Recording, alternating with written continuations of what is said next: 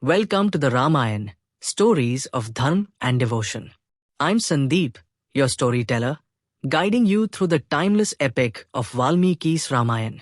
While our narrative is primarily rooted in Valmiki's original text, we also incorporate stories from other Indian texts and traditions to provide a wholesome understanding of this eternal tale. In today's episode, Raavan, the King of Lanka, returns to his golden city with Sita.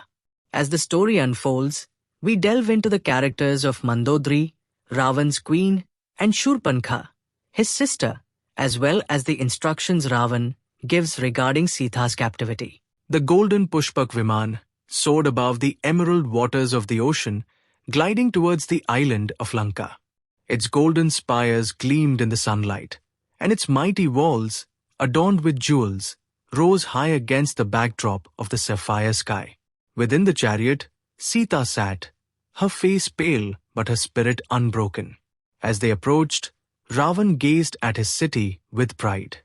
"Behold, Lanka," he declared, turning to Sita, "the jewel of the three worlds, a city unmatched in grandeur. You shall live here as its queen, basking in its glory." Sita's voice was steady, her eyes unwavering. "Your grandeur means nothing to me, Raavan. This is not a city of dharma, but of deceit and adharma. No amount of gold can hide the darkness that dwells within its walls. My heart remains with Ram, and no force in the universe can sever that bond." Raavan's pride faltered momentarily, but he masked his unease with a smirk. "You may resist now, Sita, but in time you will recognize the futility of your defiance. My power is absolute, and your arm is too far away to save you." As the chariot descended into Lanka, the citizens gathered to catch a glimpse of their king and his captive. Whispers spread like wildfire through the crowd. "The King of Lanka has brought a woman of unparalleled beauty," they murmured. "She must be a goddess." In the heart of Lanka's palace stood Mandodari, the Queen of Lanka, a woman of unmatched grace and wisdom. Mandodari's story was one of destiny and tragedy. Long ago, in the mystic realms of Asuras, Mayasur, the great architect of the Asuras, ventured to Swarga, heaven, on a divine mission. There, amidst the celestial grandeur, he encountered Hema, an Apsara of incomparable beauty. The gods, impressed by Mayasura's wisdom and service, gifted him Hema as a bride. Their union was both extraordinary and fated, for it combined the intellect and strength of the Asuras with the grace and charm of the celestial world.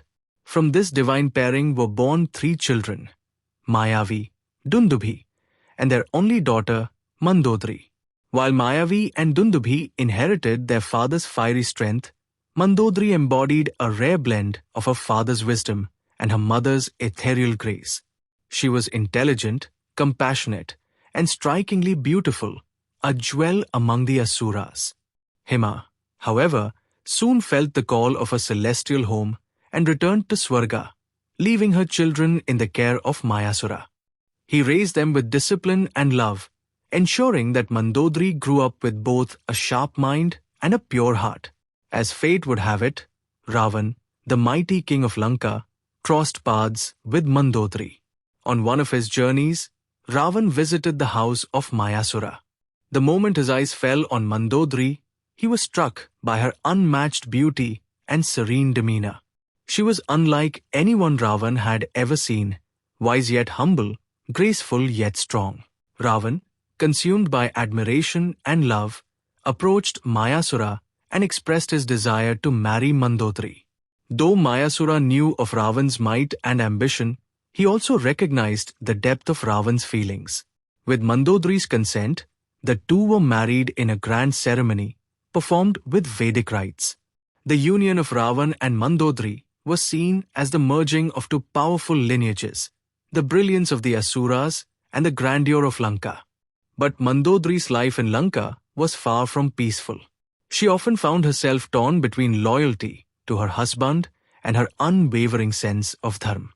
Her wisdom made her a trusted counselor, but Raavan's pride and ambition frequently overshadowed her advice.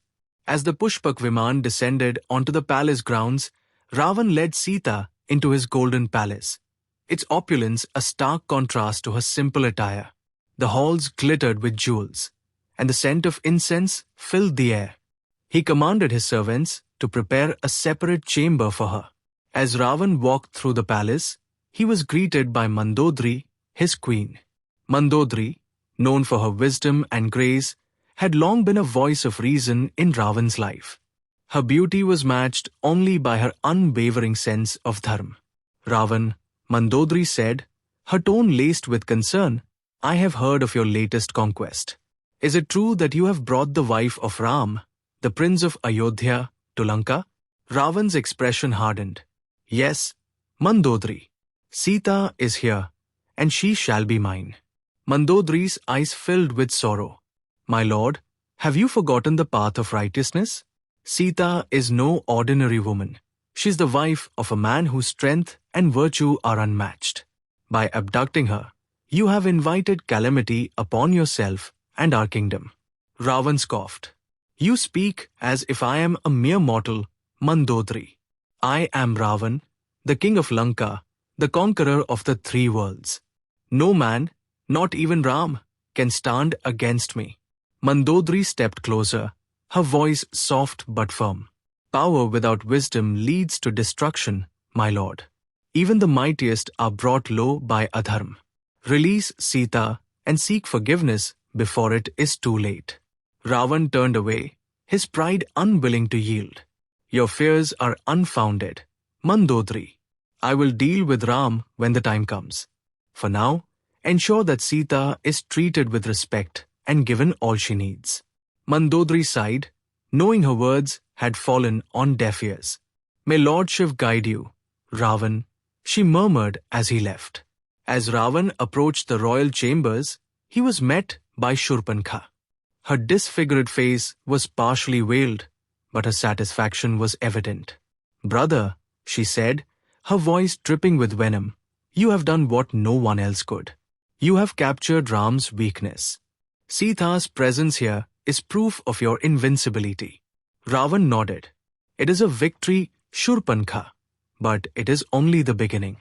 Ram will come for her, and when he does, he will meet his end." Shurpanakha's eyes gleamed with malice. "Let him come. We shall show him the might of Lanka and the power of the Rakshas." But deep within her heart, Shurpanakha harbored a secret hope that this chain of events would eventually lead to Raavan's downfall, fulfilling her long-held desire for revenge against the brother who had wronged her in the past. Raavan, with Sita still in his custody, paused to consider where she should be placed. Though the grand palaces of Lanka stood as a testament to his might and wealth, Raavan's choice for Sita was deliberate. He decided on the Ashok Vatika, a lush garden located on the outskirts of the palace grounds, far from the grandeur of his royal chambers, but brimming with natural beauty. Ashok Vatika was no ordinary garden. It was a sanctuary of peace and tranquility, filled with ancient trees, fragrant blossoms, and the soothing sounds of birdsong. Built as a retreat for introspection and rest, it was named after the Ashoka tree, known to dispel grief. Raavan believed the serene environment would both soothe and isolate Sita, leaving her without the resources to resist or escape. Additionally, Raavan wished to keep her separate from the intrigues of the palace, ensuring no unwanted interference from courtiers or even Mandodari, whose opposition to his actions he suspected would grow stronger. As Raavan stood amid the servants and guards assigned to oversee Sita's captivity, his towering presence commanded attention. His deep voice reverberated through the Ashok Vatika, carrying a mix of authority and menace. He began by addressing the gathered attendants with a stern warning. "Sita is to remain unharmed," he declared, his tone sharp and unwavering. "Not a single strand of her hair shall be touched. If I find even the slightest evidence of negligence, your lives will be forfeit. She is under my protection now, and her safety is paramount." Pausing, Raavan surveyed the faces before him, his piercing gaze silencing any murmur of dissent. "She is not an ordinary captive," he continued. treat her with the dignity befitting a queen. She must be provided with fresh food and water daily, and her quarters must remain spotless. Though she is confined, she must not feel the weight of discomfort. Her defiance is meaningless. Your duty is to serve, not provoke. Raavan took a step closer to the servants, his voice dropping to a menacing whisper that sent chills through the crowd. Let it be known, she must not escape. The Ashok Vatika will be always guarded. Sentries will stand at every entrance, and every movement will be reported directly to me. Should she attempt to flee, you will suffer the consequences of your failure. Fixing his gaze on one of the elder caretakers, he added, Sita may speak of Ram and his so-called virtues. Ignore her words. Indulge neither her anger nor her pleas. Your task is to serve in silence, nothing more. With his instructions delivered, Raavan cast a final, disdainful glance toward the direction of the Ashok Vatika. She will remain here, in this garden, far from the palace and its intrigues. The Ashoka trees will dispel her grief, or so they are said to do. Ensure she knows her place and understands that resistance is futile. I will visit her when I see fit. The assembled Rakshasis bowed deeply, their silence affirming their obedience. Among the caretakers assigned to Sita was an elderly woman named Trijata, a Rakshasi of humble demeanor. Though she was of Raksha's lineage, Trijata's heart was filled with compassion. Her years of observing Lanka's rise and Raavan's pride had instilled in her a deep understanding of the complexities of dharma and adharma. As the other caretakers gossiped and performed their duties with indifference, Trijata approached Sita with quiet kindness. She saw not just a captive, but a woman of great virtue and dignity, struggling to endure unimaginable pain. On Sita's first evening in the Ashok Vatika, Trijata brought her a platter of fruits and water. Sita sat beneath a sprawling Ashoka tree, her face etched with sorrow. Trijata knelt before her, careful to keep a respectful distance. Devi, Trijata said softly, her voice trembling with emotion, I am but a humble servant, but I see your pain. If there is anything you need, do not hesitate to tell me.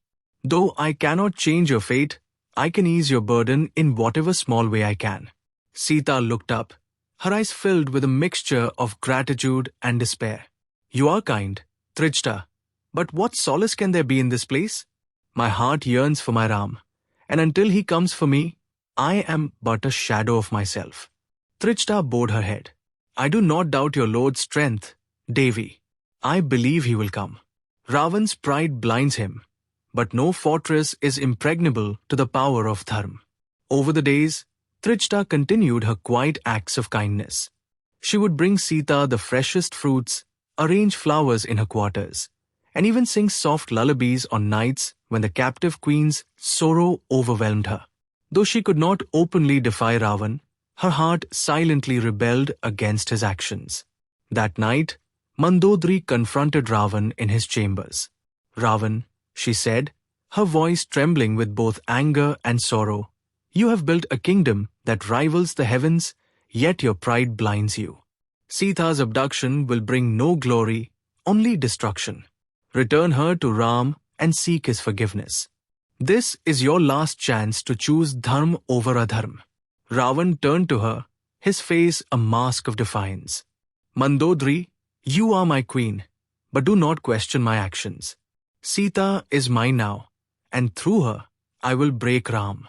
Mandodari's heart ached, but she knew her words could not reach him. Very well, she said softly. But remember, Raavan, dharma always prevails. When that time comes, I pray you find peace. Mandodari's wisdom and compassion stood in stark contrast to Raavan's arrogance. Her warnings, though unheeded, remain a testament to her unwavering sense of dharma. Her resilience, compassion, and unwavering sense of dharma made her one of the Panchakanyas, the 5 most perfect women in Hindu tradition alongside Ahalya, Draupadi, Kunti, and Tara. Her inclusion in this revered group symbolizes her ability to rise above her circumstances, her devotion to dharma, and her strength in the face of immense tragedy. Thank you for joining me on the Ramayan stories of Dharma and devotion. In the next episode, we witness the heart-wrenching moment when Ram and Lakshman return to the empty ashram only to discover Sita is missing. The brothers traverse the forest, piecing together the evidence of her abduction and encounter fallen Jatayu, who delivers his final words of valor and reveals the identity of the abductor, Raavan, the King of Lanka. Share this podcast with your loved ones, and may its timeless lessons inspire your journey. While we may not know exactly what happened, this eternal story of the Ramayan serves as a guide for how we conduct ourselves in our day-to-day lives. Until next time, may the light of Dharma guide your path and fill your heart with peace.